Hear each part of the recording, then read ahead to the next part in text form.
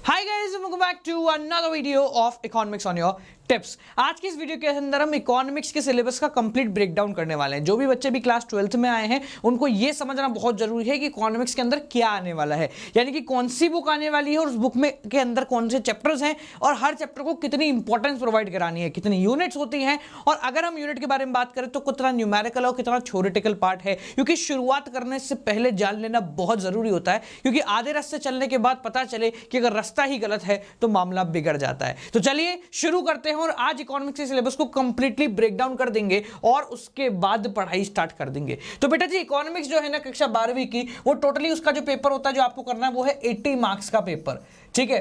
और बाकी जो 20 नंबर होते हैं वो आप लोगों के प्रैक्टिकल बेसिस नंबर होते हैं, जो कि आप लोगों को फाइल और वाइवा के थ्रू मिलते हैं, ठीक है। अब जो ये 80 नंबर का पेपर है, ये 80 नंबर के पेपर को हम दो टुकड़ों में तोड़ते हैं। एक होती है आपकी मैक्रो इकोनॉमिक्स और दूसरी होती है बेटा आपकी इंडियन इकोनॉमिक डेवलपमेंट, ठीक है जी। ये दोनों का वेटेज जो है ये कंप्लीटली सेम है, यानी कि ये भी 40 नंबर की आती है और ये भी 40 नंबर की यहां पर आती है। अब एक इंपॉर्टेंट चीज जिसको आपको समझना है वो ये है बेटा जी कि मैक्रो इकोनॉमिक्स हो या इंडियन इकोनॉमिक डेवलपमेंट हो, इसके जो चैप्टर हैं वो सीबीएसई ने जो डिफाइन किए हुए, जरूर नहीं है कि आपको आपकी किताब में वो ही मिले, मतलब चैप्टर का नाम, उसकी हेडिंग बदल सकती है। बुक बाय बुक ये सारी चीजें डिफर करती है। अगर आप टीआर जैन विक्योरी के पास जाएंगे तो उसकी हेडिंग्स, उसके चैप्टर्स के नेम अलग होंगे। अगर आप संदीगर के पास जाएंगे तो उसकी चैप्टर, उसके नेम की हेडिंग अलग होगी। अगर आप मेरी पुस्तक खरीदते हो तो वहां भी सारी चीजें अलग अलग हो जाती हैं। अब ऐसा क्यों होता है? क्योंकि बेसिकली यहां पर यूनिट डिफाइन है, अंदर चैप्टर जो है उनमें सिंक्रोनाइजेशन नहीं बैठा हुआ है, पर आपको इससे लेकर डरने की कोई आवश्यकता नहीं है। हर एक किताब आपको कंप्लीट सिलेबस यहां पर कराती है। अगर मैं मैक्रो की बात करूं तो मैं इसको ये कह सकता हूं कि ये न्यूमेरिकल पोर्शन भी इसके अंदर है और इसके अंदर थ्योरेटिकल पोर्शन भी आपको मिल जाता है, ठीक है। बट अगर मैं इंडियन इकोनॉमिक डेवलपमेंट के बारे में बात करूं तो यहां पर कंप्लीटली आपको थ्योरी देखने को मिलती है। अब अगर अपन डिटेल में समझे कि न्यूमेरिकल कितना आता है, थ्योरी कितना आता है और इसके अंदर थ्योरी के अंदर कौन कौन से टॉपिक्स आपको पढ़ने को मिलेंगे, तो सबसे इंपॉर्टेंट चीज जो है बेटा, जो न्यूमेरिकल का पोर्शन है काफी ज्यादा कम हो चुका है। अगर मैं ऑन एन एवरेज बात करूं तो आपको पेपर के अंदर हार्डली सिर्फ 6 नंबर के या हद से हद 8 नंबर के, इससे ज्यादा न्यूमेरिकल आपको देखने को नहीं मिलेंगे। बाकी कंप्लीटली यहां पर भी थ्योरी ही है। तो अगर मैं कक्षा 12वीं की इकोनॉमिक्स के बारे में बात करूं तो ये एक तरीके से थ्योरेटिकल सब्जेक्ट आप लोगों को मिलेगा। अगर हम बात करें कि इसके अंदर सरकार चैप्टर कौन कौन से होते हैं और कौन से चैप्टर पे हमें ज्यादा फोकस मारना है, तो ये इसके चैप्टर की कुछ लिस्ट है जिसके बारे में अपन थोड़ा सा डिस्कस कर लेते हैं। तो बेटा जी, अगर मैं आपको पूछूं कि चैप्टर कौन कौन से हैं, तो यहां पर यूनिट डिफाइन करी गई है। हम यहाँ यूनिट्स के बारे में बात कर रहे हैं क्योंकि हर किताब में चैप्टर थोड़े से डिफरेंशिएट हो जाते हैं, तो हम यहाँ पर वो यूनिट के बारे में बात करेंगे जो कि आपके बोर्ड ने यहाँ पर स्पेसिफाई की है कि भाई साहब जनाब ये वाली यूनिट जो है ये आप लोगों के पूछी जाने वाली है, ठीक है। तो अगर मैं सबसे पहले मैक्रो इकोनॉमिक्स के बारे में बात करूं जो कि 40 नंबर का आपके बोर्ड एग्जाम में वेटेज रखती है, तो इस 40 नंबर का कैटेगराइजेशन 5 अलग अलग यूनिट के अंदर किया गया है। पहली यूनिट है बेटा national income and related aggregate, जो कि ऑन एन एवरेज अगर आपको नंबर के बारे में बताएं कि कितने नंबर की यूनिट आपसे पूछी जाती है, so let us define the number, कितने नंबर की यूनिट जो है पूछी जाएगी। हाँ जी, तो अगर हम बात करें नेशनल इनकम की, तो ये जो यूनिट है ये अप्रोक्सीमेटली आपकी 10 मार्क्स की पूछी जाती है, यानी नेशनल इनकम का वेटेज है 10 नंबर। इसके अंदर आपका इंट्रोडक्शन का चैप्टर आ जाएगा, इसके अंदर आपका नेशनल इनकम का थ्योरेटिकल पोर्शन आ जाएगा और इसके अंदर आपके नेशनल इनकम का न्यूमेरिकल पोर्शन आ जाएगा। तो ये तीनों चीजें जो है वो इसके अंदर आ जाती हैं। सेकेंड यूनिट जो है मनी एंड बैंकिंग, थोड़ी छोटी यूनिट है, इसके अंदर आपको सिर्फ 6 नंबर का क्वेश्चन देखने को मिलता है और आजकल ये क्वेश्चन जो है ये भी काफी ज्यादा शॉर्ट आंसर टाइप के अंदर पूछा जाता है, मतलब इसमें बेसिकली शॉर्ट आंसर टाइप ज्यादा पूछे जाएंगे इस पर्टिकुलर यूनिट के अंदर से। अगर मैं अगले यूनिट की बात करूं, determination of income and employment, ये सबसे बड़ी यूनिट हम कह सकते हैं इसको, 12 नंबर ये यूनिट यहां पर बियर करती है। इसका रीजन ये है कि इस यूनिट के अंदर 3 बड़े बड़े चैप्टर आपको देखने को मिलेंगे। एक है एग्रीगेट डिमांड रिलेटेड कंपोनेंट, दूसरा आपको मिलेगा इक्विलिब्रियम और तीसरा मिलेगा मल्टीप्लायर बेस्ड चैप्टर या फिर एक्सेस एंड डेफिसिट डिमांड का चैप्टर, ठीक है। तो सबसे बड़ी यूनिट इसको कहते हैं, 12 नंबर जो है ये रखती है अपने खाते में। इसके बाद आता है सरकारी बजट, यानी गवर्नमेंट बजट, जो कि सरकार बजट निकालती है, तो वो 6 नंबर का आपको यहां पर पूछ लेते हैं। हाँ जी, नेशनल इनकम के साथ साथ इसके अंदर एक छोटा न्यूमेरिकल आने के चांसेस है और मेरा यकीन मानिए जनाब कि अगर इसमें न्यूमेरिकल आ जाता है ना तो वो आपकी जिंदगी की सबसे बड़ी खुशकिस्मती होगी, क्योंकि इसका जो न्यूमेरिकल है उसमें 3 चीजों को ऐड करना होता है और आपका उत्तर हमेशा वहीं आता है, ठीक है। अगला आता है बैलेंस ऑफ पेमेंट या फॉरेन एक्सचेंज, ये भी आप लोगों के 6 नंबर होल्ड करता है। ठीक है, तो इस प्रकार से अगर हम बात करें तो ये मैक्रो इकोनॉमिक्स के पूरे 5 यूनिट हैं जो कि इन टोटल 40 नंबर अपने आप में होल्ड रखती हैं। ये 40 नंबर आप लोग, अब बच्चों के दिमाग देखो, सीधी सी बात है, बच्चों के दिमाग में एक चीज आती है, आप लोगों के दिमाग में एक चीज आएगी, जरा हम इनमें से न्यूमेरिकल वाले कौन से, तो एक तो गवर्नमेंट बजट हो गया, एक जो नेशनल इनकम है इसके अंदर आपको न्यूमेरिकल देखने को मिल जाते हैं। और पक्की बात तो ये है कि जो नेशनल इनकम है इसमें से न्यूमेरिकल 110% आपको पूछा ही जाता है। जब भी आपका बोर्ड एग्जाम होगा नेशनल इनकम से रिलेटेड न्यूमेरिकल तो 100% आएगा, तो you need to prepare numerical on this particular thing. ठीक है, अब अगर मैं इस ओवरऑल किताब के बारे में बात करूं, मैक्रो इकोनॉमिक्स के बारे में, तो बेटा जी मैक्रो इकोनॉमिक्स है ये बोरिंग भरी किताब, मतलब बोरियत भरी किताब बिल्कुल भी नहीं है।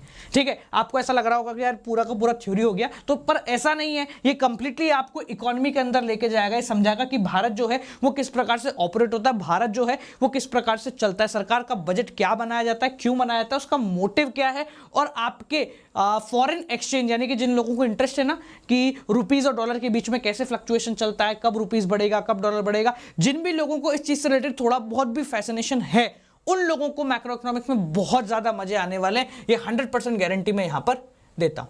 ठीक है, तो पहली पुस्तक मैक्रो इकोनॉमिक्स आप लोगों के 40 नंबर की है, 5 यूनिट इसके अंदर कैटेगराइज की गई है बाय सीबीएसई। इस बात को ध्यान रखना, हर एक किताब इसके अंदर चैप्टर के नाम अलग अलग स्पेसिफाई करती है। यहां पर कुछ नेशनल इनकम के 3 चैप्टर बना देते हैं किसी किताब के अंदर, किसी किताब में 2 बना देते हैं। ठीक है, तो हर एक बुक जो है अपने हिसाब से थोड़ा बहुत इसको फ्लक्चुएट करता है।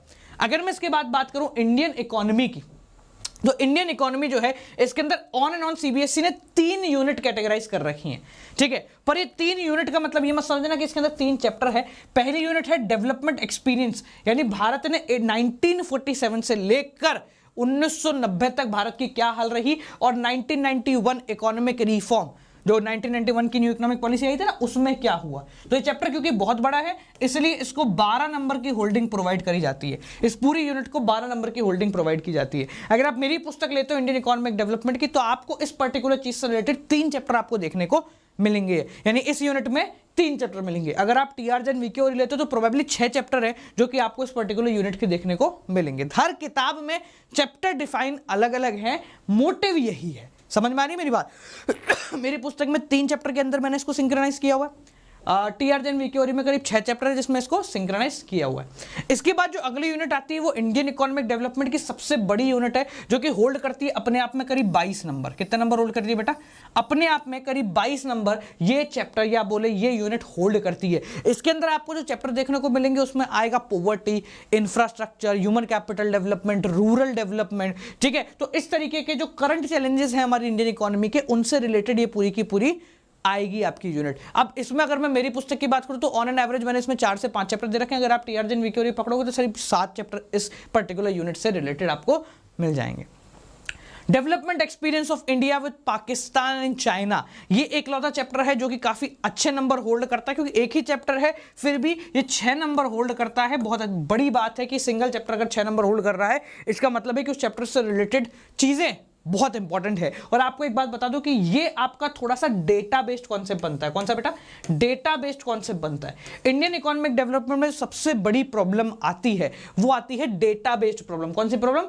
डेटाबेस, यानी कि यहां पर हम सब डेटा को लेकर बहुत ज्यादा कंफ्यूज है। जितने भी बच्चे भी पास ऑन किए उन सब का सबसे बड़ा दिक्कत ये होती है कि सर हम कौन से डेट्स को, कौन सी चीजों को याद रखें, कौन सी डेट्स और कौन सी चीजों को याद ना रखें। ठीक है, तो इंडियन इकोनॉमिक डेवलपमेंट सबसे मुश्किल होता है डेटा को याद करना। तो इसलिए आपको कुछ ऐसी पुस्तक उठानी पड़ेगी जो कि आपको सिर्फ वही डेटा दे जो कि आपके काम का है। बिना वजह का डेटा प्रोवाइड करा दे तो उसमें कोई मतलब नहीं। तो थोड़ा सा इसको सोच के काम करें। अगर मैं मैक्रो इकोनॉमिक्स की दिक्कत के बारे में बात करता हूं, मैक्रो इकोनॉमिक्स की दिक्कत होती है वो होती है हाउ टू राइट, किस प्रकार से लिखना होता है। ठीक है, क्योंकि मैक्रो इकोनॉमिक्स में आप समझ तो सब कुछ जाओगे पर लिखने में सबसे ज्यादा दिक्कत आपको आ जाएगी। इंडियन इकोनॉमिक डेवलपमेंट तो लिखने को आपको मटेरियल मिल जाता है, क्योंकि हम हिस्ट्री जो है और पॉलिटिकल जो है या सिविक्स जो है, ज्योग्राफी जो है, इकोनॉमिक्स ये पढ़ के आ चुके हैं। तो बेसिकली हम लिख सकते हैं कि यार इरिगेशन कैसे होता है, क्या होता है, क्यों होता है, वो हम पेल सकते हैं अपनी इच्छा से। बट बेसिकली क्योंकि हम मैक्रो इकोनॉमिक्स को पहली बार देख रहे होंगे तो यहां पर हमें हाउ टू राइट का प्रॉब्लम सबसे ज्यादा फोकस करना पड़ेगा। तो इसलिए आप जब शुरुआत करो तो शुरुआत से ही कुछ ऐसे पॉइंट्स को पकड़ना है जिसके अंदर आपको हाउ टू राइट का क्लियरेंस मिले। It is one of the most important thing to find out how to write answers in macro economics. तो बेसिकली आपके 40 नंबर का ये हो गया, 40 नंबर का ये हो गया। अब जो बाकी आपके 20 नंबर बचते हैं जनाब, वो 20 नंबर आपके बेसिकली होल्ड करवाते हैं प्रैक्टिकल को। अब प्रैक्टिकल में आपको दो काम करने पड़ते हैं, एक होती है आपकी फाइल और दूसरा होता है आपका viva. So practical contains a file and a viva, जिसको हम बोलते हैं बेसिकली फाइल के अंदर आपको इन्हीं में से मैक्रो या इंडियन इकोनॉमी में से ही कुछ पॉइंट्स मिलेंगे, कुछ एक केस स्टडी मिलेगी जिसके बेसिस पे आपको पूरी फाइल जनरेट करनी है 20-30 पेजों की, ठीक है। उसके अंदर एक तरीके से हम पूरी रिपोर्ट जनरेट करते हैं, ठीक है। अब उसके बाद जो दूसरा आता है वाइवा, उसके अंदर आपकी इस फाइल के बेस पे आपसे थोड़े बहुत सवाल पूछे जाते हैं। So it is a very common thing कि आप आराम से फाइल कहीं से भी जुगाड़ सकते हो, कॉमर्स वालों कहीं से भी तुम लोग फाइल जो है जुगाड़ सकते हो, ठीक है। और उसी के बेस पे आपसे थोड़ा बहुत वाइवा पूछा जाता है। तो मेजरली जो भी बंदे फाइल के लिए तैयार हो बेटा, इस बात को ध्यान रखना शुरू से ही, जिस टॉपिक के ऊपर आप फाइल बनाओ ना, वो टॉपिक इनमें से ही एक होना चाहिए, इस बात को ध्यान रखें, ठीक है। उससे क्या होता है, आप जब भी फाइल बनवाते हो किसी और से या खुद बनाते हो, तो बेसिकली आपको अलग से कुछ याद नहीं करना पड़ता, आप इसी के अंदर से सारा का सारा काम निपटा देते हो, ठीक है। ऑन एंड ऑन अगर मैं आपसे बोलूं कि भाई साहब 11वीं या 12वीं में से इकोनॉमिक्स कहां की प्रेफरेबल है, और अगर आप 11वीं खत्म करके आए हो तो आपको डरने की जरूरत है या बिल्कुल डरने की जरूरत नहीं है। आपने जो 11वीं में इकोनॉमिक्स पढ़ी थी वो थी माइक्रो इकोनॉमिक्स और स्टैटिस्टिक्स। पहले यहां पर मैक्रो के साथ माइक्रो आती थी, ठीक है। अब इन्होंने माइक्रो को कर दिया 11th क्लास में और इंडियन इकोनॉमी को यहां पर डाल दिया है, ठीक है। तो आप जो माइक्रो पढ़ के आए हो उसके अंदर थ्योरेटिकल पोर्शन था, थोड़े से ग्राफ्स वगैरह थे, ज्यादा थे, और स्टैटिस्टिक कंप्लीटली न्यूमेरिकल पोर्शन था। तो उसके कंपैरिजन के अंदर क्लास 12th की इकोनॉमिक्स कहीं हद तक ज्यादा प्रैक्टिकल भी है और ज्यादा अच्छी भी है, थोड़ी बहुत इंटरेस्टिंग भी है। हाँ, इंडियन इकोनॉमिक डेवलपमेंट है वो थोड़ा सा बोरिंग पार्ट आ जाता है, बट ऑन एंड ऑन ठीक है यार, हम बहुत आराम से इसको कर सकते हैं। So basically this is the complete breakdown of your economics syllabus for class 12th, ठीक है जी, समझ में आ गया सबको। और रही बात आगे की, तो जैसे हमने इकोनॉमिक्स का किया है वैसे हम बिजनेस स्टडीज का भी करेंगे और अकाउंटेंसी का भी ब्रेकडाउन करेंगे, ताकि यहां मौजूद हर एक बच्चे को 12वीं शुरू करने से पहले यह समझ में आ जाए कि उसको कौन सी अप्रोच के थ्रू काम करना है। इस वीडियो को अपने सारे के सारे दोस्तों के साथ शेयर करें। मेरे थ्रू अगर लाइव क्लास लेनी है, यानी कि कॉमर्स किंग की लाइव क्लास अटेंड करनी है, तो अनअकैडमी प्लस का सब्सक्रिप्शन जरूर लें for the complete year using code Gaurav J. Description में लिंक है, यहां गौरव जे का कोड लगाएं, या फिर हमारी सीरीज को फ्री ऑफ कॉस्ट ज्वाइन कर सकते हैं।